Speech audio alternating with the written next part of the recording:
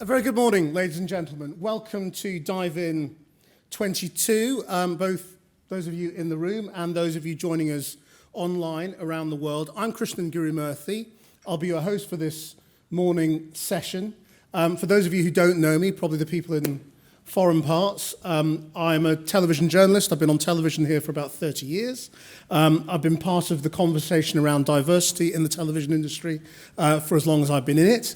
And it's one that has ebbed and flowed, and I'm sure we may talk about that and what we might learn from it during the course of the morning. It's a very simple start to the day. The theme this year is building braver cultures. We're going to talk about that with three leaders during the course of this morning. Neal from Lloyd's, Haugh from Axis Re, and Clarke from Marsh. Please do share your stories through social media with the hashtag DiveIn2022 or hashtag Braver Cultures, or even both, if it doesn't take up too much of your timeline. This session is going to go on until about 10 o'clock. This morning. So we've got about an hour and a half, and we're going to begin with some opening thoughts, and then we'll start probing it a little bit from Neal.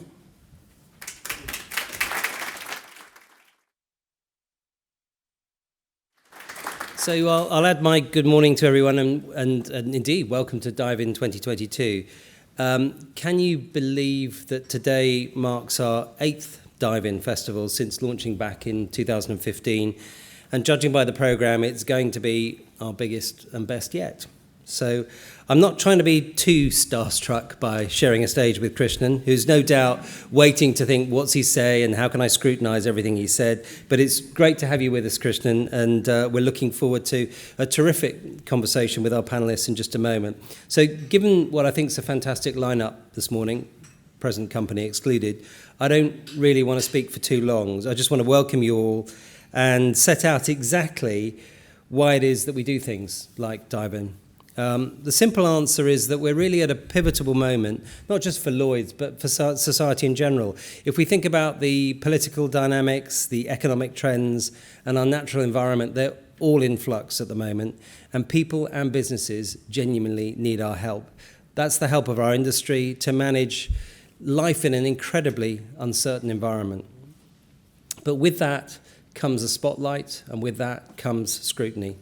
So in seeking to step up and lead, we must recognise that we open ourselves up to criticism and examination, and at Lloyd's exactly who we are, what we do, and how we do it. And at times, let's be honest, we've been found wanting. So 3 years ago, we had a wake-up call from media coverage highlighting unacceptable behaviour in our marketplace, and we sought to tackle those behaviours head-on. And in the 3 years since, we've published 3 Lloyd's Market Culture Surveys. We've introduced a set of targets and programs to encourage inclusivity, and we've taken decisive action where we've had to and where it's been appropriate to do so, and indeed where our standards have been breached. Then in 2020, we had a much needed and long overdue discussion around racial equality following the tragic murder of George Floyd in the US. In reflecting on our own role in that debate, Lloyd's took, I think, what was a bold step of rightly issuing a public apology for our role in the transatlantic slave trade, a step, let's be honest, that we should have taken earlier, but which was vital nonetheless. So since those discussions, we've been working across the board to improve racial equality in our market and in the communities through which we work, through our hiring practices, our development programs, and indeed through our charitable support.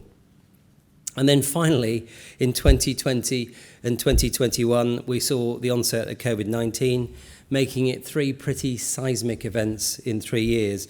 So the implications of the pandemic on our culture, I think, are genuinely yet to be fully understood. But without doubt, it will alter the way in which we live, and, dare I say it, the way in which we work. So why do I start by highlighting those 3 events?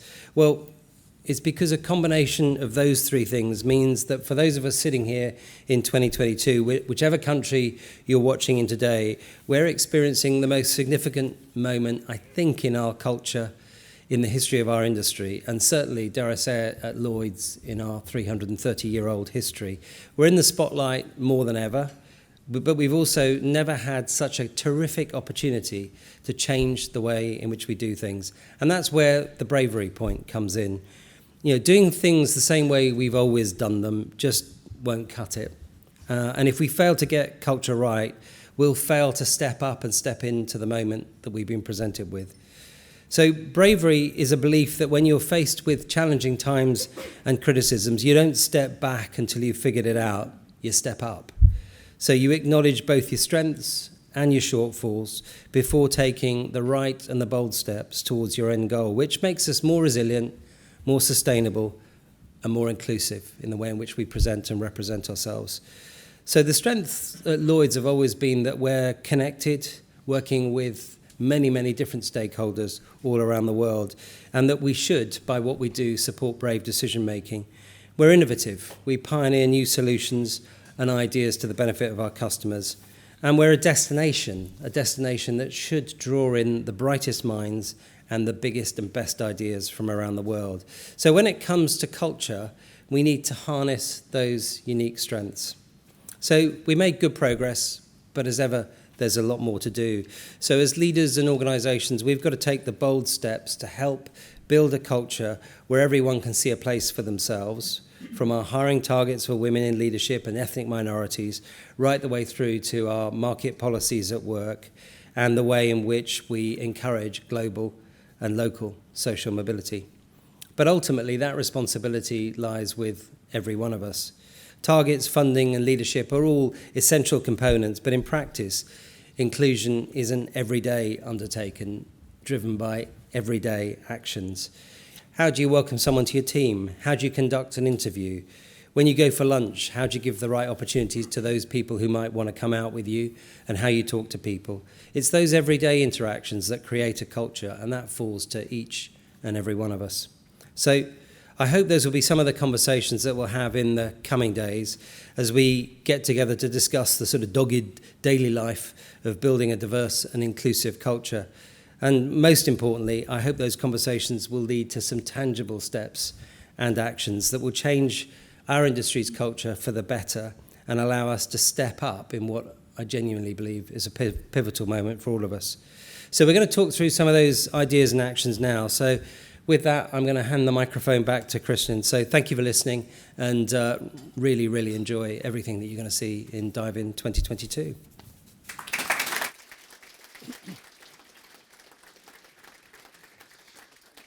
Thank you very much, John. Yeah, sit wherever you like. So we're just going to have a brief conversation first about what John's been saying. I mean, first of all, in terms of everyday actions, in what way are you leading by example? I mean, who are you having lunch with that makes Lloyd's a more inclusive place? So I've always thought, so my greatest fear when I come to work, and I hope there's a few people nodding when I say this, is, I was given a lot of opportunity at a young age in insurance. So my biggest fear is, will the 57-year-old John Neal, I've just given that away, give the 25-year-old John Neal a chance? And that really, really matters, I think. And so how do you do that? So I think you do two things. So if you've got a view of strategically what's going to make a difference, and have that conversation with everybody. And when you walk past someone's desk in the morning, say hello to them, talk to them. Just be yourself and let everyone feel involved in the conversation. So that's what I would do. In terms of sort of concrete things, talk about targets. I mean, why targets, and are you achieving anything? Yeah, so I think, unfortunately, what gets measured gets done. So, you can sit and have the debate about whether targets are appropriate. And, my best example of targets was, I worked in Australia for 7.5 years. Federal government mandated gender equality in 2011. You think, wow. So you think, does that really make sense? Is that where you want to go? Well, yes, because it makes a difference. So I think we were right to set targets for, gender in our business, targets for ethnicity hiring. I think because it makes people realise just how important the topic is, how important the discussion is, how important the action is. And we're seeing the results of that. So when we talk about, gender targets, 18 of the businesses that we manage, roughly 40% of them have already met those targets. That's a 35% target for women in leadership. When we talk about ethnicity, we've said, look, 1 in 3 hirings should be from ethnic backgrounds. So that's a bit behind in terms of, it's 11 businesses that are there. But would any of those businesses be there if we hadn't set the targets? No, I don't think so. If I step back and look at us wearing a Lloyd's hat, we operate with parity for gender. Why wouldn't you? And, in terms of ethnicity, 1 in 4 of our workforce comes from ethnic minority backgrounds. Is that good enough? Not really, but I think it's helpful as we look to move forwards. And what are you measuring and what are you publishing? So what we're doing is, so I think the banks went through a set of challenges, didn't they, that were interesting. So you think, why go through your own assessment of what makes a difference? So we benchmarked ourselves against the banks, who I think were a little bit ahead of us in terms of developing an inclusive environment. So we used the Banking Standards Board survey, and we said, let's ask ourselves those questions and let's publish the answers. So we are very public in terms of the progress we're making and the progress we're not making, on the one hand. On the other, when we looked at our supervision of the marketplace, we were rules-based. You think, really? So we turned to principles and said, we haven't got all the answers, but let's work to principles. We've made culture a gateway principle. So if you're failing in terms of the cultural actions that we would expect you to take, then you've got a limited period of time to sort yourself out. But that becomes a gateway to what we would regard as being successful in our... So it's part of the annual appraisal? Yeah, absolutely, process. Absolutely. In terms of your senior leadership, the traditional problem with this whole agenda is you get an industry that takes action, it does lots of work entry level. Yeah. People then struggle to be promoted, so some of them leave. Yeah. And then you say, we've got a pipeline problem when it comes to why people say your senior team is all white men. Is that your problem? No, to me it's intention. So, I sort of half accept the story that, culture is a generational change. I go, well, yes and no. So if you look at society, let's just take gender as an example. Why wouldn't you operate to gender parity? Because you're cutting out your opportunity to represent your business well and to secure the best talent. So for me, why is there a discussion? And I think that's the way we should behave and turn around and say, actually, we want to get to a discussion around talent. So diversity is the beginning of that story, inclusion's the middle, talent's the end. So I think you should take the same view of inclusion and diversity as you do at any other business decision. Say, it's obvious, isn't it, that you'd want to get to the right outcome. And that 1 in 3 rule is applying to the top levels, is it? It's applying to the senior leadership levels. And it's exactly the point you've made, is that when you look at entry levels for gender, it's 50-50. So, and we all know that there are different reasons as to why that doesn't work all the way through. But let's get to a point when we're just naturally operating at parity. What does bravery really mean here? So I think bravery is where you went with your first question, really. I think it's being prepared to stand up and have the conversations that we're having this week. Accept that you've just got a view as to what might be right. So listen to what people around you are saying. Take good advice and act on it. Does that mean that people in the workplace... again, I'm applying some sort of general principles here to different industries because I've had this conversation with different industries. That we talk about diversity, we talk about inclusion, we talk about standing up and being brave and all the rest of it. And then you find the young black woman who stands up and challenges things and says, this doesn't work for me, this culture is wrong. And people look at her as if she's, okay. And then she feels frozen out. So sort of, it's can your junior person be brave? Yeah. So I think what you've got to do is create the right environments within your business where those conversations can take place safely. So I think you've got to have the right employee groups, and you've got to have those employee groups having access to the most senior leadership, where they feel that what the leadership thinks it's doing is being discussed, that their views are being heard, but not just being heard, they're being acted upon. If we're not getting that right, then you've got the wrong leaders, and you've got to be brave around the decisions you make on leaders. Okay, and so, when you, I don't know how much do you walk the floor and think it's working and not working? What are people not doing now that you want them to do as a result of this? So I think what doesn't work is when people, it goes to your question on targets, whereas in a way I feel that we need to put targets in place, we need to put a measurement framework, but to me that's just a stepping stone to the answer, because I want us, if you look at, within a mile of where we're sat are 50,000 insurance professionals. We're going to have to hire 20,000 people in the next 3 years. So our discussion should be about talent. And we can only secure the best talent if we are utterly inclusive in the way in which we think about the discussion that we're having today. So for me, we've got to move on quickly and just say, we want to be representative of society, we want to help society deal with the challenges and the issues that it's facing.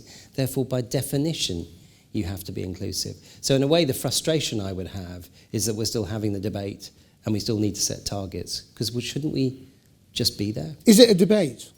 You see, out there in the real world, if you like, there is pushback on this whole agenda. It's criticised as woke, and that's a bad thing rather than a good thing. Yeah. And people are being more articulate about being fed up with this whole agenda and saying, "Hang on, we're entering economic crisis. We've got other things to worry about rather than all this." So it's a great point, and I think we're at a tipping point societally where we need leadership badly.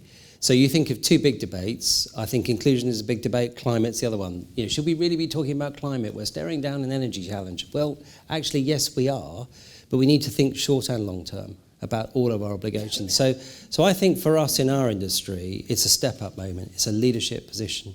So be brave, as we're saying. Have the conversation. Say, look, I hear you. And yes, there are lots of things for us to think about at the moment. But actually, if we don't deal with fundamental issues, such as diversity and inclusion within our society, such as, dare I say it, climate and the way in which we think about the legacy we leave for our grandchildren, then we're not taking the responsibility that ours is to take today.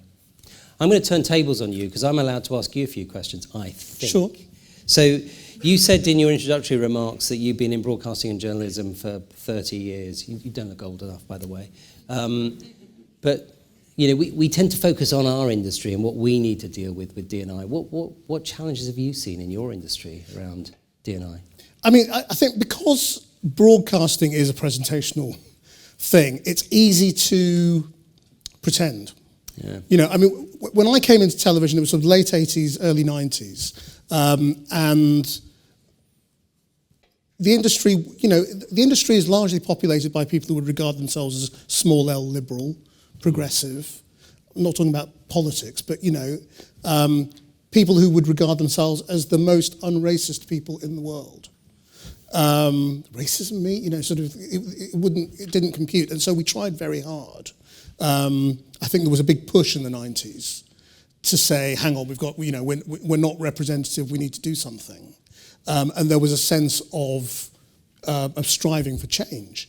But it's quite easy in television to do it or to look like you're doing it by putting some people on TV, by putting the front people out there and appointing some black faces or brown faces. And I think what happened was after that, over the last 30 years, what we've seen is sort of a process of sort of slippage. So we had this big push in the 90s, and then I think a lot of people thought, well, we've kind of cracked it. We've got Trevor McDonald and Maurice Stewart and Krishnan Guru-Murthy and George Alagar, and what more do you want? And you say, well, we'd quite like a black editor, because there's never been one, And I think that's the point at which sort of more recently we've kind of realised these are big structural issues that are not working. And so there's been a big push more recently, I think, to try and address that, but with very limited success, I have to say, because you always have the excuse of, yes, of course we want senior people, but where do we find them? They're not, there's a pipeline problem. We've got loads of people at the junior end. We've got an increasing number of people at the middle management, but it's going to take time for them to come through. And I think what we're seeing increasingly work in the industry, not just in news but across, is people who are prepared to just say, we've now got a target and we're going to make it. And we're just going to appoint people. And obviously this is sort of, it's a tricky area for people in terms of what they're allowed to do, what's legal, what's fair, all that kind of thing. But basically, what is really required is for people to say, I'm going to look for the talent. The talent is there. Once you decide you're going to make change and you go out and look for it, you find you don't need to promote somebody who doesn't have the experience. There are actually loads of people with experience. There are loads of people with talent. It's just that you didn't see them before. Yeah. You didn't notice them before. And I think the reason I asked the question about the young, the young black woman or whatever is what I feel, are going through now in our industry is this sort of question of real cultural change in the office. That for my generation, I was sort of the easiest diversity hire in many ways. I went to private school, Oxford University. I am brown-skinned, but in every other way, I can speak your language. And so I'm not really a challenging hire in terms of diversity. The really challenging hires are people who are different, people who behave differently, people who've got different cultural values that they're prepared to bring to work and are prepared to express at work rather than just, that's for home, that's for when I go home, and then at work I put the suit on and I'm just like everybody else. Just bearing in mind the amount of time you spend in front of the camera, how do you balance, it's just been brilliant just hearing what you've said, how do you balance what's in your head, what you think when you're interviewing someone versus that I've got a professional job to do to be an interviewer? How do you get that balance right of thinking, actually, I'm itching to ask a question that is frustrating me talking to you versus I've got a job to do here? It's very straightforward.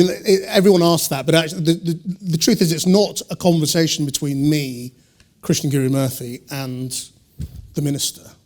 It's, I'm merely the viewer's representative. I'm there to do a job. I'm there to challenge X, Y, and Z from every point of view. It's not my view against theirs. It's how you would challenge anything or how you would tackle anything. So it's never really been about personal opinion. And that's sort of an instinctive part of what you do because we are broadcast in Britain is regulated to be impartial and to be fair. And so that's an instinctive part of what we do. It's very misunderstood, particularly in print media, who are deliberately biased because they have no regulated duty to be impartial. And so they'd never understand what impartiality is, I think. And which is why they often criticise broadcasters when they watch an interview and go, well, that was clearly biased. And you kind of go, well, no, it wasn't. It was attacking from a particular view. And tomorrow, if you tune in, I might attack from the other side. And that routinely happens. Interesting. So just bearing in mind who you've interviewed, 6 prime ministers and everyone all the way through, just if it's not an unfair question, who have you found the most inspirational to talk to? I don't just mean necessarily cultural, but just generally, who have you walked away from a conversation and thought, wow? I think that a lot, to be honest. Admittedly not with this generation of politicians very often, but I'm very lucky in that, as well as the news, I do a podcast called Ways to Change the World, in which we talk to all sorts of inspirational people all the time about how they set about changing the world. So I think that's probably where I meet the most inspirational people. And it's quite often the last person you did, but about a month ago I interviewed Edward Enninful, who's the editor of Vogue. He's a fascinating guy. And you would think Vogue, fashion, and what we got. He's a Ghanaian refugee who came here as a little kid, lived a pretty, poor working class immigrant life. But from about the age of 18, when he'd been spotted as a model and started working in fashion magazines, decided that he wanted to create opportunities for people like him. And the traditional problem for all of us going into industries where there's not a lot of representation is that you don't see people like you. And so it's not attractive as an industry to other people. And, apart from the ones who are really, pushy and gutsy and sort of driven by a particular desire to go there. It's harder for those industries to attract. And he basically decided he was going to change that industry. And essentially he has. He bided his time and did as much as he could to offer opportunities to photographers, models, editorial people, until he got to Vogue and became the top dog at Vogue in Britain, and suddenly had this incredible amount of power to just change things. And he has. He's completely transformed that magazine in terms of staff, in terms of editorial, and he's on a mission. And I think that kind of change, I mean, it's one person in a huge position of power, so he can change his industry in a way that perhaps it's hard in an industry like insurance or banking or even television news. But that single-minded sort of, this is right and I'm going to do it, is incredibly inspiring, I think. One last question. I'm going to hand back to you because you do a better job of the questioning than I do. I'm just going to ask you another question around, examples of great leadership, because I think sometimes we get very focused on who we are and what we do. I mean, it's interesting to see Tim Cook yesterday. How cool's Apple? And him saying, I just really, really struggle to get women in my industry. You think, do you? So you've got the comment coming from him. I said to you, when I was down in Australia, we were addressing gender equality, and you go and talk to Andrew McKenzie running BHP Billiton, running a miner, you think, well, he's got an interesting set of challenges, which they tackled very innovatively and very cleverly. But of all the people you've come across, examples of great leadership, what really sticks in your mind, or who sticks in your mind? Gosh, I mean, it's a tricky one in that I meet and interview a lot of people who are doing a lot of great things. That there are, I mean, particularly I think in America there is a different imperative for change, and I think there's much less patience amongst the workforce than there is here. There's much more sort of ground up power, if you like, and agitation. So, in my industry, there are various leaders in the American networks who are finally basically changing things. But I think I'd really struggle to identify a single person. I mean, I think the sort of the common thread that I would pick up from sort of various different people who I think are successful is, I mean, it kind of comes back to your theme in a way of bravery, which is just people who are prepared to just say, I know there are all these issues around doing this, I know there are all these resistances, but we're just going to do it. And if you just, that's sort of quite confounding, I think, for people who are resistant to it. Because if you, as you say, if you incentivize people, if you make this part of success, you will not be successful in your industry if you don't do what I'm telling you to do. Then that's how you change cultures eventually. So, I mean, I'm sorry, I'm not very good at sort of singling out individuals, but I mean, because I struggle to sort of see, to be honest, industries that have been massively transformed. Yeah. I mean, that's why Edward's quite a good example, because it's a small little example. But I mean, the truth is, this is a big task across the board, across every industry, and so it's interesting. But I mean, even in my industry, very briefly, I mean, there's a difference between a lot of individual companies who've said we should do this, and we will have a target of 1 in 3 women or 35% women, which I always kind of think, well, that I never understand that target. It's just like, why is it 35%? Why is it 50? Yeah. Whereas a company like Sky, for example, a few years ago when we were going through this, they basically just said we're going to have a 20% target across the board. And we're going to have to. And people, I remember we have an industry event called Edinburgh TV Festival, and there was a group discussion like this, and people said, "Well, how are you going to just do this?" And they said, "We're just going to do it."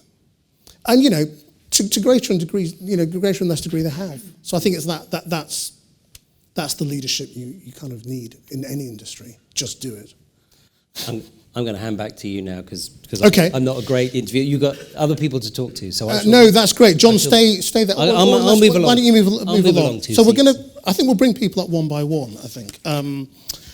So let's bring up Anne Haugh next from Axis Re. Anne.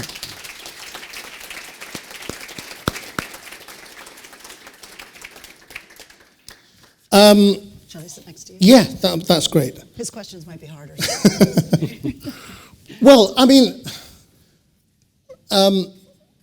what does bravery in this agenda and this world mean to you? You know, what would be brave? Being brave is being accountable. You know, in my mind, it is setting targets and striving for them. What gets measured gets done. If I speak about my organization, it's 50-50, you know, global gender parity, and that's just the beginning. And then other ambitions towards, you know, greater seniority from female and ethnically diverse leaders.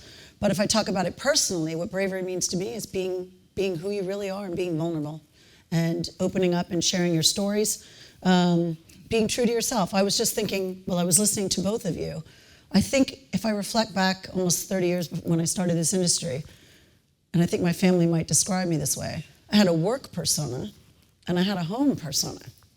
And I'm thinking, why am I different at home and different at work? And I realized was that some of that sometimes translates the wrong way into each direction.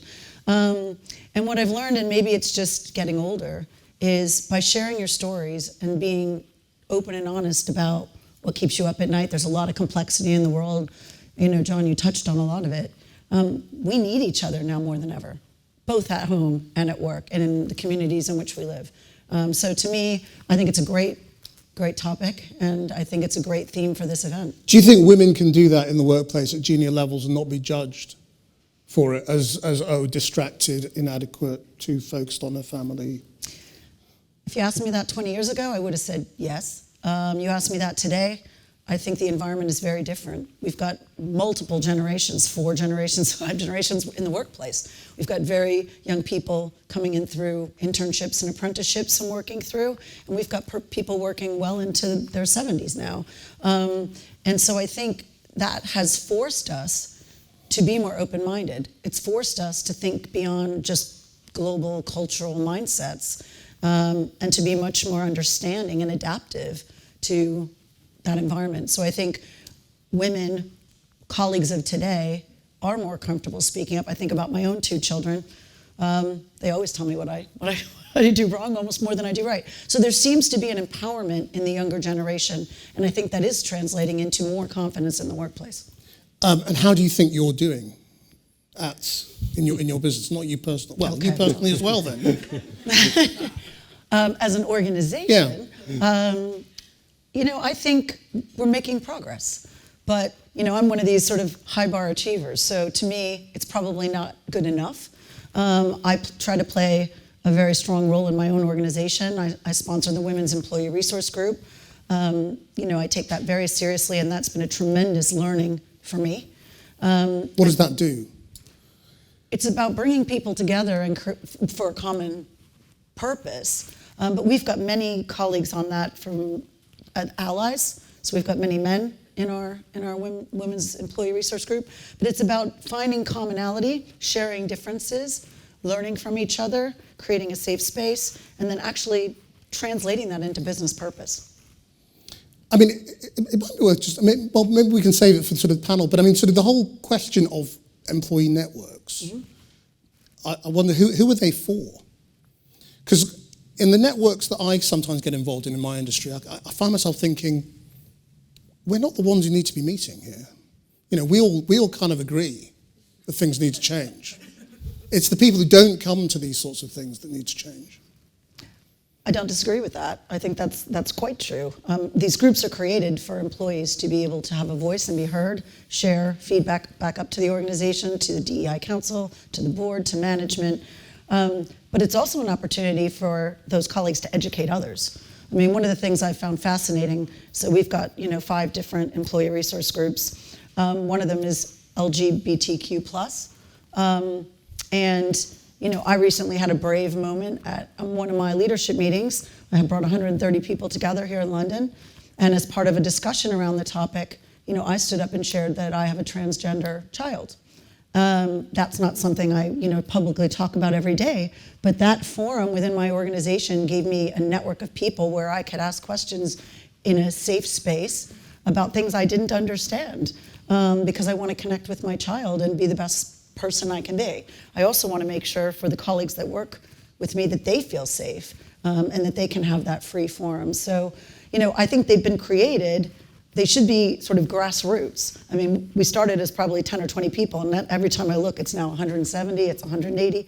People drop in and out. You can just show up, not show up. People should be inspired to create their own if they think that there's something missing. They really shouldn't be organization-led.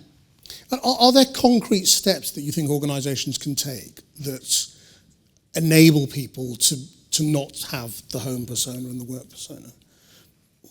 Is it what you reward, for example, at work, or how you get promoted, those sorts of things that create these personas in the office? Well, I sure hope it's not we're rewarding your home persona and your work persona. No, I think it's about encouraging innovation and ideas. It's not shutting people down. It's the culture and the environment of communication and respecting the person that might not be anything like you to stand up in your example earlier, to share her differences, be they cultural, be they her work or home life. I think it's about inspiring that and being more tolerant, being more accepting, and understanding that actually all the different perspectives that every person as part of our industry and our organization bring to the table makes us better. It encourages us to think outside the box and just be better people. Because one thing that I think we all probably struggle with, if we're honest with ourselves, and it probably sounds like something we were trained on many years ago, is unconscious bias. I mean, I was thinking the other day about when I used to get a CV in the door, and I'm looking at a piece of paper, I always looked at education. I always looked at how many years of technical experience they had. I always looked at, certain things. And then I would push it to the left or I'd push it to the right. Is that the way I'd look at a CV today? No, probably not. I think we should be looking more at hiring for potential. We can train the technical skills. Right. And how far down this road do you think you are? I think our industry and my organization and many of the organizations represented here and as part of this wonderful event have made great strides from where we've been. And I'm proud of that. I'm proud of all we've accomplished so far. The culture survey results continue to improve. Our engagement survey results as an organization continue to improve because people are feeling the difference and they are feeling heard. But it doesn't mean the bar shouldn't continue to be raised. And so I think there's much more work to do. Can I ask you a little bit about your own experience? Sure. You've got to the top in an industry that didn't traditionally have women at the top. Did you have to change your behaviour? Did you have to modify your behaviour when you were at a lower level? So I think I would say there was an inflection point at some point in my career. In the beginning, first 10 years of it, probably yes. The editor you referenced, I recently read an article where he talked about having imposter syndrome, right? And pretty vocally spoke about that, which isn't probably something everyone in this room has had an experience with. Every time I take a new job, I seem to have it again. But I would say that in the first 10 years, I think I felt I probably had to play a certain role and be a certain way. The industry wasn't as open then. But I hit an inflection point when I took a big risk in my career to leave a very stable, large global organization and go to a startup. And with that came a mindset shift about being a risk taker, being more open-minded, challenging the status quo. And if I hadn't done that and taken that career opportunity, I don't know that my mindset shift would have happened that early, in my early 30s. And I think ever since then, I've tried to lead by example and not playing to a stereotype, but actually being myself. And what would you say you've been up against? You're up against people, statistics. I'm not personally a fan of statistics, but I do agree that what gets measured gets done. I had an interesting example in the last couple of weeks where I asked two colleagues a question about how a certain forum was going in terms of, a diverse group of individuals in a very challenging type of conversation. And both of the colleagues I asked were men, and the comments from both of them were about 3 of the 4 women before they were about any of the men in the conversation. And that really gave me pause. And it was actually more about the behavior than what the actual comments were that were being made, because there was a sense of playing to stereotype. So that shows me that there's more work to do. That shows me that we need to continue the conversation and that we need to move those biases that we might have away from the more traditional and push ourselves. And in terms of your seniorship, the same question I asked John, really, which is if I looked at I don't know how many people directly report to you, but if we got them together, what would they look like? Well, I'm new into my role for a few months, so I've assumed a wonderful team, but no, not nearly as diverse as it needs to be in many ways, because I think I said earlier, I think we valued technical acumen sometimes over leadership. I have a great team. I think they're amazing in terms of what they bring to the table. I would say their ideas, their thoughts, their ability to challenge and work closely together. We've been through a lot as an organization over the last 6 months, and I couldn't be prouder of the team. But does it look like what I think we aspire to be in terms of physical looking like? No. But do we act like a team that's a diverse team? Yes. And how do you hold them accountable? In terms of accountability, is it part of your bonus structure or your Yes, it's remuneration? part of the goals. Yeah. So to me, 50% of how we measure is the what, financial targets, what we said, the initiatives we're committed to, and the other is the how, the behaviors, the leadership, the subscribing to the pillars of our DE&I strategy and living that every day in terms of the way in which we engage our teams, the way in which we recruit, the way in which we develop talent, and the way in which we're open-minded to not always doing things the same way. Great. Pause that. I think there's lots more to discuss, but I think let's bring Lucy up. Lucy Clarke, ladies and gentlemen, who is from Marsh. Sorry. Now it is hard coming up last in a way because people have sort of said a lot of the, I'm like, the what things they you're thinking of, but what have you thought sitting listening to this conversation? I thought it was, I haven't met you. I thought that was pretty inspirational, I thought. I've met him, I already knew. But no, I think they're the right questions. Thank God. I think you're a little intimidating, a bit aggressive. But I think that, when I was listening to the question about, braver cultures, I really do think there's a difference between doing something that's brave and doing something that's just right. And so I think we ought not to pat ourselves on the back too much for just doing what's right. And I think maybe even like what was brave yesterday is just right today. It's just garden variety, expected behavior. So being brave has a kind of like frontier vibe to it. And I would not say this is a particular thing that we do well in this industry. I think the George Floyd era helped this industry. I don't know if it was because of COVID or because it was a tipping point or whatever, but there was a big sort of general point of reflection. And I think that part of that was admitting what we don't know. And that's the first kind of step to trying to make progress. So I agree with Anne. I think we've made progress, but there's a difference between relativities and absolutes. So, I mean, it's interesting what you say about the George Floyd moment, if you like. I think, thinking about my own industry as well, yes, it's been hugely helpful, but yes, it's also, there's a danger at the moment that the George Floyd moment, that moment of thinking about this and really thinking about it, has gone. And that a lot of people who felt a promise of change are kind of now thinking, well, what happened to that promise? yeah. Because that real impetus that I think every industry felt 2 years ago is kind of gone, hasn't it? Yeah, I think that's probably true, and I think people do feel that those promises are undelivered. And part of the, I agree with the measured thing and the data thing, but there's no substitute for listening to people. And you can only really get the sense of what's happening in your organization by speaking to the people who work there. And I feel I came to the issue late in my career. I mean, even though I'm a female, I don't know. I'm from Texas, but I grew up here and I've worked here, and it's hardcore here.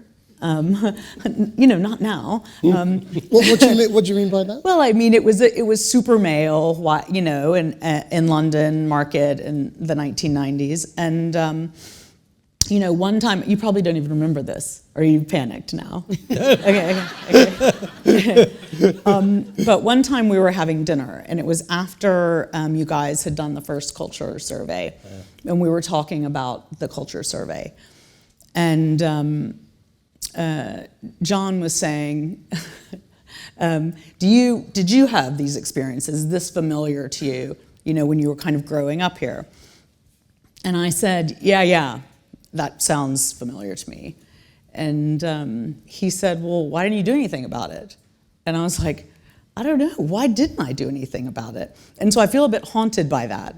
I feel like, why didn't I say something, or why did I try so hard to fit in? And I don't try hard to fit in now, but it's easier now. And do you have? I mean, do you know what the answer is to that question about why? I think it's just that kind of human need to fit in, and I'm not super proud of it, but I think that it's helpful to know that, and I don't want anybody to have to feel like that. For us in our organization, I want people to be. It's not even a question. Of course I belong here. Okay, so having had that moment, so what have you changed? So I think that for me it's two things, right? It's that was more recent. Obviously, I hadn't reflected on my own lack of, activism, I guess. But I have a gay child, and he came out, I would say, kind of like late. Mid-20s, and so I also wonder about that, like, why didn't I pick up on that sooner? What things exist that you wouldn't come out as soon as you knew? And so those are the two kind of things that make me feel very committed to this issue. And if you work at Marsh, maybe I've told you this before, but so I'm from Texas. I have a family like you might expect in the cartoons from Texas, Some people are even cowboys. And so it was a really big deal for this child to be able to come out to that part of his family. And so we made this deal. I would go to Texas and I would tell them. And I was nervous, I'm thinking this will rift our family if they don't respond properly. And so I came down the stairs, and I was really kind of crying already before I came down the stairs because I was so scared. And my dad said, oh my God, what's wrong? And when Charlie had told us he was gay, he said, I have a partner and his name is Louis. So you had this second of trying to okay, I get what you're telling me. So I was like, okay, I'm just gonna lay it out there. So I said, Charlie's gay. So my dad falls on the floor, he's crying. I'm going, oh my God, this is a disaster. And I don't know what to do. My mom walks in, what happened, what's happening? And my dad says, Charlie's dead. He didn't have his hearing aids in. and I'm like not reacting fast enough, I'm like, oh my God, they think he's dead. So they're both now crying on the floor. And then my dad inexplicably shouts out, it was a car accident. I'm thinking, what is he talking about? So I'm like, no, not dead, gay. And they're like, hallelujah, Charlie's gay, And so it was like a really kind of big moment you suddenly realize what's important. And so, that is the thing I want to capture, that ability to put things in perspective and think about what's important. I don't think we do that very well.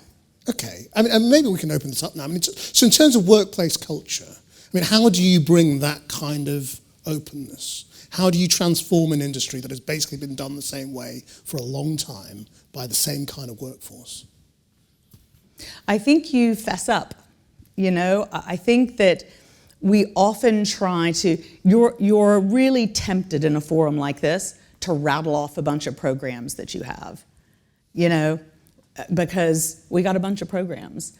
But you know in yourself, are we really making progress? And like Ann said, we are. But when I think, but we're comparing it, I'm comparing it to 1990. And the people that I've met today aren't prepared to wait 3 decades for things to change. And I think for me, you know, what you have to think about is what practical things can you do? And I can only think about things, my own experience. And my own experience was, boy, it sure is hard to come back to work when you've had a baby. And you know, how can we make that easier? And, you know, COVID, perhaps, the advent of flexible working, a thing that would never have happened here, never. I think, wow, I'd love to be 30 now for lots of reasons, but, you know, I'd love to be 30 now, like, and have that kind of ability to maybe make your schedule work flexibly. That could be transformational for us on the female issue. We've touched on it a couple of times. I think, you know, our different experiences, you just got to be open-minded. So I'll give you 2 examples. So I rock up in Australia. I was born and brought up in Germany. You know, I felt I was very cosmopolitan. I'd spent a lot of time in the States. Turn up in Australia, oh my God, you know, no one prepared me for the cultural dynamics in that country, what was important, what wasn't. So I felt complete fish out of water. And it was good, because it meant that I had to think differently. From a work point of view, you know, it was a nightmare, because Australia begins the day. So you say to everyone, right, it's the end of a quarter day, send everything in by Friday. You're in good shape by Friday. No. London and New York sent everything in. Saturday's a nightmare. So you sit down with the team and say, this just isn't working very well. And good idea. They said, why don't we move our weekend on quarter dates to Thursday, Friday? You think, really? So we did. So we finished the week on Wednesday, took Thursday, Friday off, kind of work on Saturday.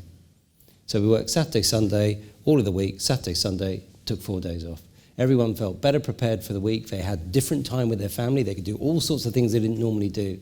It was just that preparedness to be open-minded, think differently. And that's the way we've got to be. We haven't got all the answers. The way we do things today can't be right, because everything's changing. So change. Give it a go. And in terms of sort of the post-pandemic changes, I mean, are they sort of universally positive, do you think? That flexibility and... So, I mean, a lot of businesses are wrestling with, you know, whether they need to get people back into the office or not. Yeah, tell us about it. I think we'll all say the same thing. So I think we were all thinking deeply about what flexibility meant pre-pandemic, pre-COVID, and recognising the value that would bring. You know, we've now got to settle back in, because flexibility means what it says on the tin. It's flexibility. So you want to give people some space. But actually, there is a value proposition in being together as we are. You know, we collaborate, we're more innovative, we're more solution-oriented, we get things done differently. So flexibility means being together and not being together. And it's not one or the other. And I think the legacy of the pandemic is we've not reconciled what it means totally, and we've got to go through that process. I mean, I suppose what we don't know yet, because we haven't had time, is if people are working from home more, when they do come together, what are going to be the cultural challenges, if you like, you know, of difference and what's expected and uniformity? And is it going to be easier or harder? I think it's about, when you're together, it being about purpose. What is the reason we're together? We're collaborating, we're sharing ideas, we're having team meetings, we're connecting formally, informally. To me, when you come back in a hybrid organization, ours is called Flex for Your Day. Some functional areas, it's maybe 1 to 2 days a week. In other underwriting, market-facing areas, it's 3 days a week, 4 days a week. But to me, it's about redefining what coming to work is all about and why you're there and what you're trying to achieve when you're there. And then respecting work-life balance in a different way. Some people work really well all by themselves in a quiet space. Some people work much better when there's noise going on in the background, open floor plans. So I think if you give people the autonomy and the empowerment, we've put that empowerment level down to the manager to decide how you're going to get the best out of your team and optimize outcomes. But at the same time, I think I had a call the other day where we had some colleagues on the video. I was in the Zurich office, and some of them one was on maternity leave with the baby in her lap, 2 others were on the video, and the rest were in the room with me. And you have to manage that differently because you want to be just as inclusive to the people on the video as you are to the people in the room. And so making sure you're not sitting with your back to someone, making sure you're drawing them into the conversation, making sure you're asking if they have any questions. So I think there do need to be some tools, we've all probably learned that kind of on the hoof as we've kind of tried to come back and said, now what do we need to do? Because we had to pivot quickly to the technological tools we needed to operate from home. But I think you'll have to be more thoughtful about inclusivity when you're in that hybrid environment. But I think my view is, I think the positives far outweigh the negatives in terms of more people might say, actually, I can come back from maternity and actually work because I can do it this way. Or I'm a caregiver, an elderly parent, and I know I need these days a week to operate kind of in this way.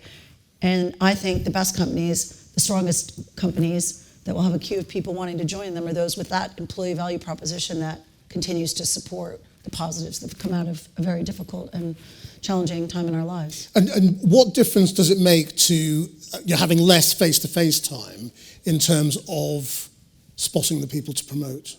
How you recognise talent? I mean, not recognise in terms of what you pay them. I mean, how you literally spot it. Are we moving into an era in which you have to kind of start looking for different qualities in terms of what you're going to, in terms of moving people up the organisation?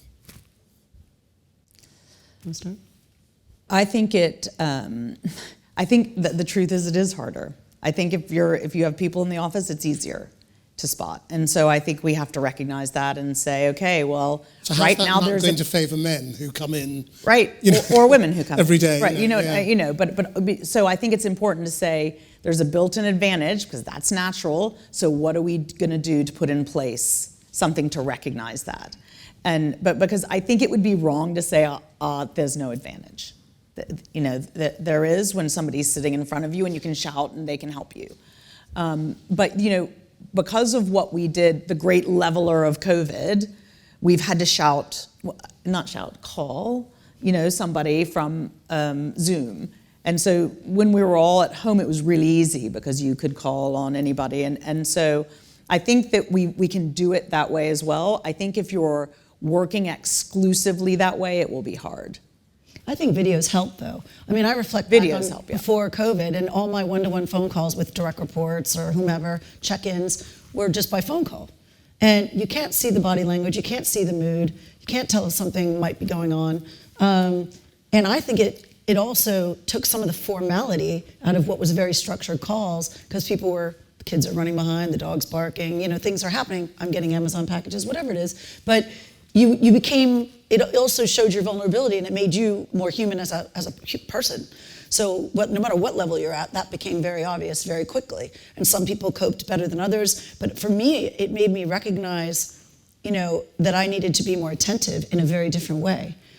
So I've now not gone back to one-to-one phone calls unless someone calls the mobile, because then I can't maybe see them, and actually kept up even the video calls as catch-ups, because I do think that is a way to recognize more, the promotability or the talent than just out of sight, out of mind. We're pretty much exclusively video now. I think it's super weird if somebody calls me on the phone. I think it's I think what you've got to do is realise that the problems aren't. It's been good talking to you. The problems aren't unique to us in insurance. A good friend of mine runs infrastructure for British Telecom, and I said, geez, COVID must have been hard for you. He went, didn't make any difference.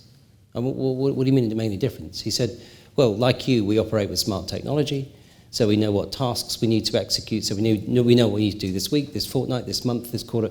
I go, we don't have any smart technology. We don't do activity and process the way you're doing. He says, you've got to be kidding me. I said, I'm not kidding you. So you turn around and say, well, actually, we do need to be a bit smarter about the way a lot of our work and activity is done, because that'll promote flexibility, number one. And then you talk to other industries. You look at the States and the amount of traveling that people do in the US. You've got to be a lot more structured and organised about when you get together, how you engage with people, how you ensure that they're okay, how you ensure that their performance is recognised. And so I think we just got to open our eyes and just look around and say, how's everyone else tackling with the same problems we're dealing with, and do they do it better? Because maybe they do. By the way, I'm going to open this up in any minute, so if you've got questions to ask, just please put your hands up. in terms of sort of the ability to challenge what's going on, if you don't feel that you're being recognised, have you been able to change that at all?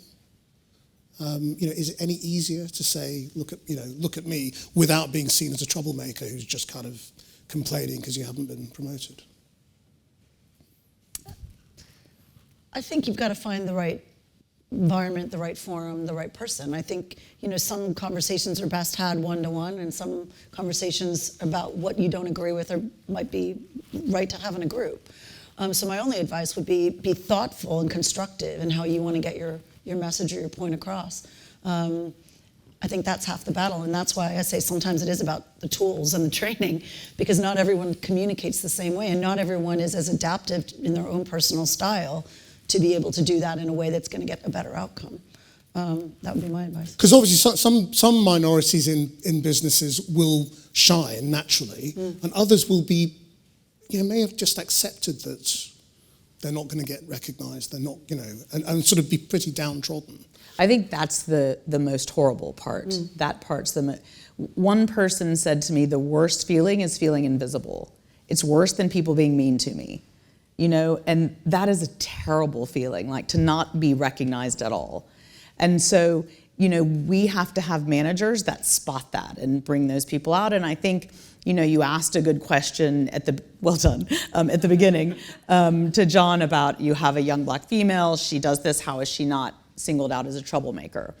I think it's really important that we acknowledge that even though we're sitting up here saying lots of good stuff about this is how it should be, this is how it is at my organization, this is what I aspire to at my organization, those things still happen. And people often come across like a level of people who are like, yeah, whatever, and they're not having that culture all the way through the organization. And so it's important that you're speaking directly to those people when you're speaking, to say, put your hand up, speak to somebody else. It's okay. Your manager can't do that. And because I do think that, often when we are in these conversations, I think I get that question a lot of, you say this, but that's not my experience. And so we also have to accept, if that's not people's experience, what else can we be doing? John? I think it's interesting, isn't it? Someone asked me the other day, we were doing a bit of a town hall, and said, how do you have a challenging conversation with someone? And I'm thinking, well, what's a challenging conversation? And I think sometimes we tag things. I mean, everything's a conversation. I know what they meant, which was, he's not doing what I want him to do. I'm thinking it's not a challenging conversation. He's not doing what you want him to do. So just tell him he's not doing what you want him to do. And I think it's just trying to leave people comfortable that they shouldn't feel that there should be any inhibitions around a conversation. You shouldn't be judged because you've stuck your hand up to say something. There's no stupid question. If you ask a question or you express a view, it's because you're interested. And I think that's the comfort you've got to feel. It's fine to stick your hand up. Okay. Can I just add something to Lucy's point, though? I think if you're a manager of people and you see that embodiment of what you think the culture should be is not happening, and people are feeling invisible, or they feel they've been, smacked on the wrist for opening their mouth and saying something, I think it's incumbent upon each and every individual to say something, to address it. Because it's not going to get better if it just continues. Yeah. I mean, it's like... And you don't have to wait for them to open their mouth. Like, you go and say... Be proactive. I've had to step in on situations that I haven't been directly involved in where, it's going to cause a major problem. And I think the person didn't actually realize that what they said was received by the other person that way. And, I mean, I just think we have to help each other. It's about supporting each other. And we do all play a role in that, every single person in our industry. Let me open it up. Who'd like to make a comment, ask a question? Yeah, just wait for the microphone to come to you. Hi. After the George Floyd incident, there was obviously a reaction from lots of organisations, and we had our own one at a previous organisation. I'm interested to get your thoughts on this. So I was challenged by somebody in our team because we immediately set about doing lots of the typical things that many organisations did, and one of them was, let's have more conversation, let's understand better. And the challenge I got back from a couple of people in my organisation was, you know what many of the problems already are. The time for conversation needs to stop, and we should do more action. I was wondering where you think we are on that continuum, and sort of, where should the focus be? Should we be spending as much time understanding rather than just taking action? You want me to start? Yeah. So I think if you step right back and you think about who we are and what we do in London, and we explain ourselves in weird ways, I think we do three things well. We're connected, we're innovative, and we're about talent. So for me, it's a conversation about talent. How are we going to ensure that the best that we could possibly encounter want to come into our industry? So that conversation should never stop, because we'll never get it right. We'll never be exactly where we want to be. And, for me, one of the challenges that we have, I think, in what we do here in London as a London market is that we're dealing with ourselves a lot. So the broker that comes to see the insurer is representing a broker who might be representing a customer, but might representing an agent that's representing a customer. So there's a lot of dealing with ourselves. So there's a lot of habit that falls into that because we haven't got the easy proximity to society, to the end customer. So I think we've got to, for me, both were a big, when we got challenged around our behavioural issues in the London market, yeah, good, I don't care whether they happened 10 minutes ago, 10 years ago, unacceptable. So let's acknowledge that there's an issue, talk about it, decide what we can do better. Same with George Floyd. Let's not stop the conversation. The conversation never stops because our industry just depends on talent. So the conversation's got to go and go and go, and it'll never end, and that's a good thing, not a bad thing. Yeah, I'd say yes, the time for talking about it's probably over, and I think it's also important to remember, I use George Floyd as a sort of emblematic moment because, of course, in a global organization, the issues are different everywhere, and that's also really important to remember. So, you need to understand the issues that are important where you live, but I thought there was something really unique about that time, or maybe that was just me, but I read tons of stuff and then gave all of that stuff to my executive to read. And so I feel that we're better equipped to talk about it in a more informed way.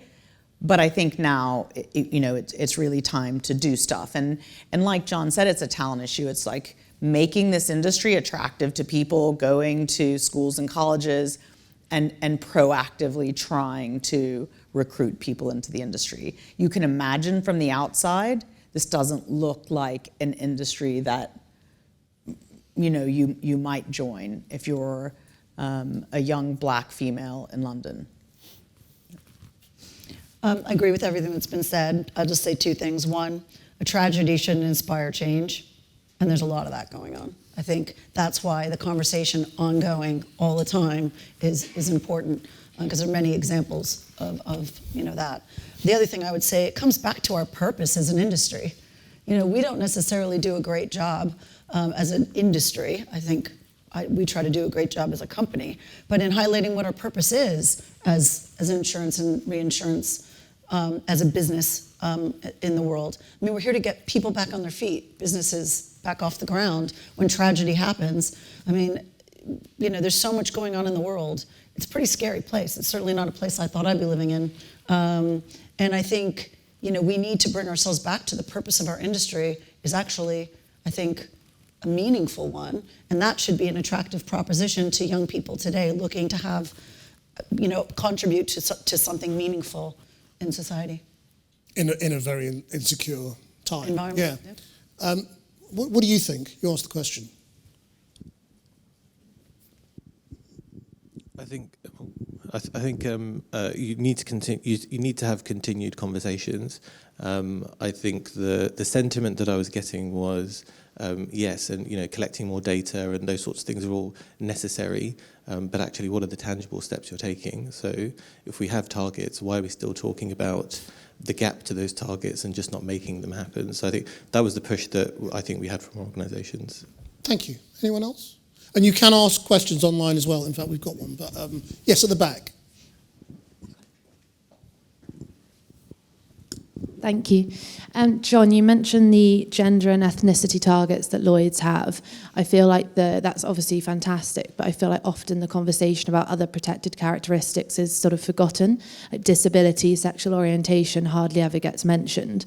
Is Lloyds going to do all the insurance industry? How can we work on disability, for example, and make sure that we're hitting all of the characteristics rather than just gender and ethnicity? So I think the short answer is yes to the question. For me, if I look at it, which is why we talked about talent a bit. We've got to get off the diversity point to inclusion to be able to talk about talent. So should we be talking about disability? Yes. Some organisations with their industry are really good. I mean, Allianz are very strong on disability and credit where credit's due there. So I think the definitive and absolute answer to your question is yes. We've got to get on to the macro conversation, which to me is around talent, and that is about being inclusive.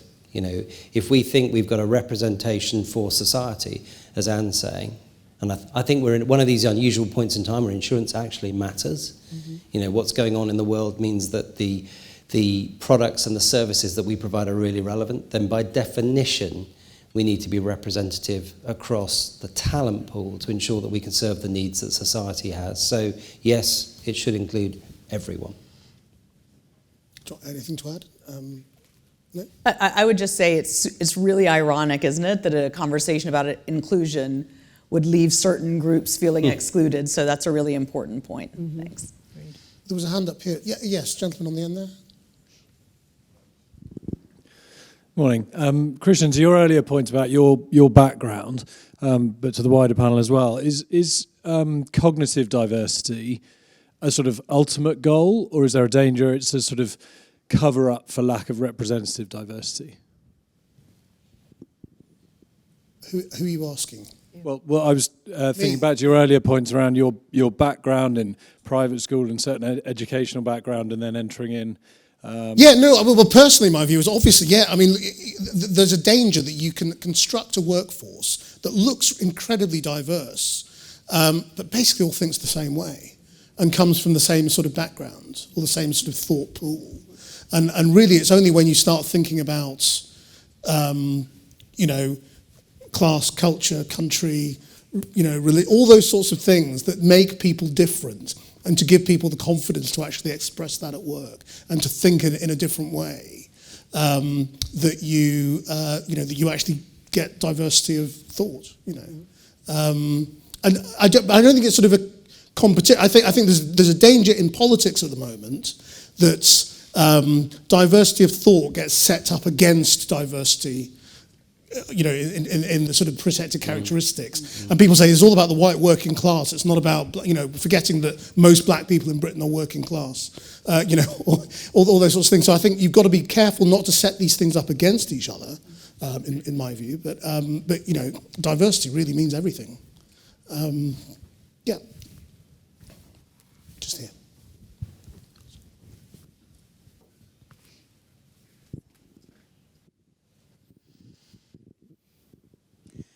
I've just got two observations, really, rather than questions. So one is, just had a look around the room and realised that maybe events like this are, again, just preaching to the converted, so to the point around the diversity networks earlier. So, and then the second was, and just around, your reflections about why didn't you step up and do something back in the 90s? I think it's really hard if you're the minority or the person, almost the victim, if you like. Not necessarily saying that you are the victim, but I think it's really hard to ask the minority to step up and make the change. I think it's got to be the masses who will actually step up, put themselves on the line, and actually step up for others. So I think we can't forget that point as well. Thank you. Thank you. There's a couple of questions been sent in online. Let me go to. So Dive-In's taking place across 40 countries. How do you set teams up to be inclusive of different nationalities and cultures? Want me to start? Yeah. Making sure you have a global mindset. I think, I was born in this country to American parents, raised in London and raised in the US. I've moved my family all around, and we lived in Zurich twice as well as here. And I'll never forget when I first moved to Zurich, the one piece of feedback I got was, always have a global mindset. Always put yourself in the other person's shoes. Understand the cultural differences, educate yourself. Because I realized the way in which I have a conversation or the way in which I think what I'm saying is being received is very different depending on all of that. So I think the benefit of this event, and my gosh, I looked online and there's an event at 2 a.m., 3 a.m., 4 a.m., depending on where you are. You could be watching this all day long, which is amazing. Hopefully, the diversification of the topics and the diversification of the speakers and the thoughtfulness of all the great work that's gone into building this event is tapping into some of those nuances. But I think it's really, really important as individuals in a diverse environment to be conscious, be self-aware, reflect, and really try to have that in the forefront of your mind when you're at work. Anything to add? Yeah, I think there's just a danger that it's a very American thing. And that, so I think what Anne talks about is really important. And so the way that you make sure that it's a global thing is by asking questions, being respectful, making sure that it's appropriate for that country or that culture. Yeah.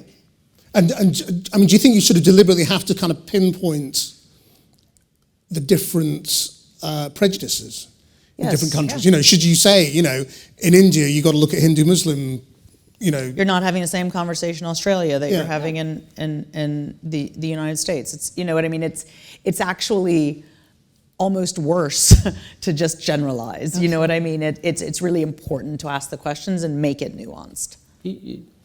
I think respect and value the differences. I mean, you wouldn't have a conversation on gender diversity in Latin America. They'd think, we really having this conversation? If you look at the businesses that we're involved with there. So I'd say the one thing to do is listen and take your time. Mm-hmm. When you're going to make decisions, you've always got a bit more time than you think. So you're better off to take some time, listen, take some advice before you act. Right. Okay, well, let me come to another online question from Terry. It's a challenge. Why do we need targets? We should choose people based on ability. I'm an ethnic person and would prefer I'm chosen for ability, not to increase company's target. Okay, so I think it's a good challenge. And it's right to challenge it. But those are not mutually exclusive things. I think that's the point. The right person is not necessarily not an ethnically diverse person or a female. And so I think it's wrong to get it set up into a way that you have to feel guilty if you've got a promotion because maybe I didn't deserve it. That's not what we're trying to achieve. We're just making sure that the whole pool of people who deserve it are being considered. There will inevitably be, though, cases where people think either themselves or their colleagues will go, oh, diversity hire. What do you do about that? It makes people feel better. I mean, I think that you could torture yourself about that, do a good job. I don't think that that's a useful thing to worry about if you're that person. You just need to do a good job. But what about the basic question, which is why do we need targets? So the reason you've got targets is because you're not where you need to be. So the point you start from is not a good start point. So if we were where we should be, you wouldn't have any targets because you'd be inclusive by definition. So we're not where we need to be. So you want to make people stop and think and know that they're going to be held to account for the workplace and the environment they create. The same for the performance of the business, exactly the same way. So if we were exactly where we thought we should be, you wouldn't have targets because you wouldn't need them. So I don't think it's a bad thing, because we all go through the same thought process as leaders in inverted commas to say, should we be really doing this? How do people feel about it? Well, we need to get from where we are to where we need to be. So it's a way of doing it, and it's effective, and it allows you to make progress. And we'll joyously celebrate when we turn around and say we don't need a target, because by definition we are inclusive. And what do you do about the fact, and because they are because I guess middle-aged white men are going to be disproportionately represented in this industry because of the history of this industry, you will inevitably probably find a disproportionate number of them complaining about it and saying, oh, well, there's no point being a middle-aged white man now. I'm never going to be promoted. What do you do about that kind of that conversation? Well, I think that's a sad mentality. To me, we could say the same thing. We were the minority for so many years. To me, I think they're missing a point there.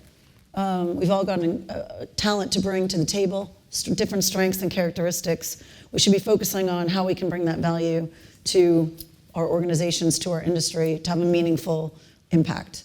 I have heard that comment before. The way I look at it is the pool. Half the time we just don't spread the net wide enough when we're looking for roles, right? We just go in the same little box, and then we get the same box people, and then we just rotate them around.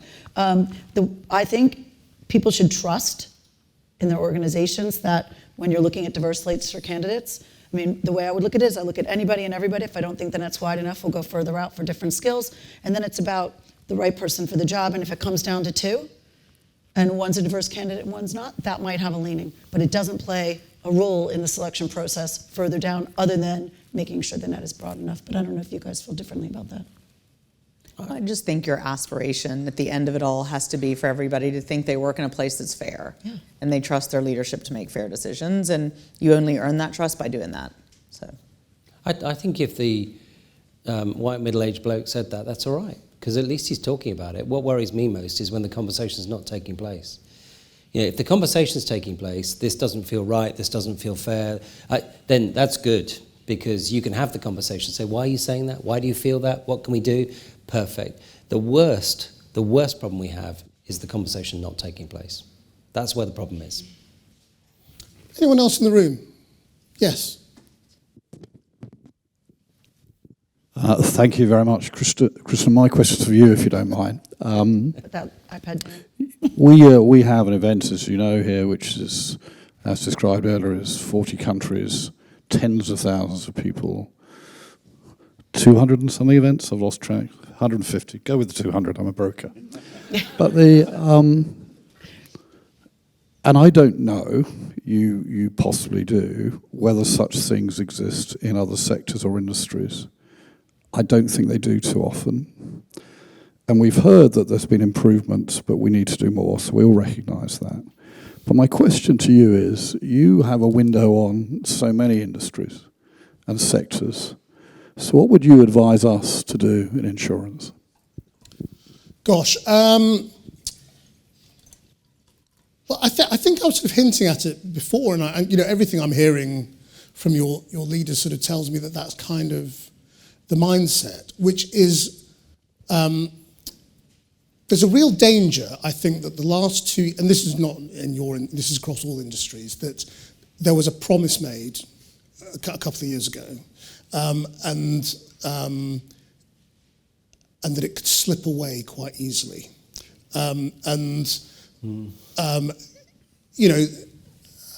we've heard about how people have read, leaders have read. They've read Rennie Edo-Lodge's book, and all of that. But sort of 2 years on, it's now about sort of how you implement it and keep implementing it with that sense of activism. I think someone said, you said, am I an activist? I think it's important for leaders in industries to think of themselves as activists in terms of changing their industries. And I think that, it is a mindset thing. And if you get people at the top saying, in any hierarchical industry, if people at the top say, I expect change, it's gonna cascade down. So I think, everything I'm hearing so far is quite encouraging, to be perfectly honest. The question is sort of over time, will this industry have been transformed in, like you've had 2 years, so let's give you 3. So you can say 5 years from 2020, what do you look like? And I think if individually in departments, you're looking at yourselves and you're thinking, well, we're not really changing that much, then then that's the problem. Because it's very easy to say all of this and be false allies, if you like, and or performative allyship, I think was the phrase. People talked about, where bosses get up and say the right things, but then nothing very much around them changes. That's the problem. So I think it is activism, and it's daring to just say, yeah, just do it. I think that's a good point on which to end. Great. Very timely. And I would just challenge you on leaders needing to be activists. I think we've had 20,500 people sign up so far to attend dive-in events, which is amazing. And I would love all of them to come away, including everyone here and watching, to become activists as well in our industry. As Dom said, we've got 150 events, and what a fantastic discussion this morning has been to set all of that up. We've gone through so many different issues that our industry faces, and as John has reminded us, a lot of the big issues that society faces are now central to what the insurance industry is doing. Part of it is sharing best practice, and I think a lot of what's come out this morning is that the need to share that best practice around the industry for all of our organisations. And of course, we have general discussions like this, but also very focused ones. And we say this is the opening event. Of course, it's not really the opening event. I was online at 10 p.m. last night, listening to Auckland talking about ageism in the workplace. And yes, there are different nuances, but it was interesting. The exact same issues that came up in New Zealand last night around ageism and stereotyping in the workplace are exactly the kind of challenges that we need here. And if you had been up, as Anne was saying, all night, you would have already possibly attended events in Sydney, Perth, Bangkok, Jakarta, Singapore, Bengaluru, Madrid, Tokyo, Milan, and Lisbon. And if you rush back to your desks, you might just about catch Copenhagen, Amman, and Luxembourg. So this has been a fantastic setup, and I just wanted to thank the three of you, to John, to Anne, to Lucy, and of course Krishnan. It's great, very fantastic to have you here, and look forward to seeing hopefully all of you at many more of the events of Dive In later this week. Thank you very much.